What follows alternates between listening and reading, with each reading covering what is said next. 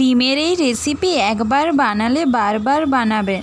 কড়াইতে জল দিয়ে ডিমগুলোকে সিদ্ধ করে নিতে হবে। কড়াইতে তেল দিয়ে আগের থেকে গ্রেট করা আলুগুলোকে ভালো করে ভেজে নিতে হবে। আলু ভাজা হয়ে গেলে কড়াইতে তেল দিয়ে ডিমগুলোকে ভেজে নিতে হবে। ডিম ভাজা হয়ে গেলে কড়াইতে তেল দিয়ে জিরে ফোড়ন, কাঁচা পাকা লঙ্কা ফোড়ন দিয়ে পেঁয়াজ কুচি, আদা বাটা, রসুন বাটা, তেজপাতা দিয়ে দিতে হবে। সামান্য পরিমাণ হলুদ গুঁড়ো, লঙ্কা গুঁড়ো, জিরে গুঁড়ো, সামান্য জল দিয়ে মশলাটাকে ভালো করে কষে নিতে হবে।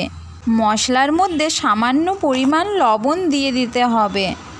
আগের থেকে ভেজে রাখা আলুগুলো মশলার মধ্যে দিয়ে দিতে হবে। তারপরে মশলার সাথে ভালো করে আলুগুলোকে কষে নেবেন। এর মধ্যে কিছুটা ধনেপাতা কুচি দিয়ে দিতে হবে।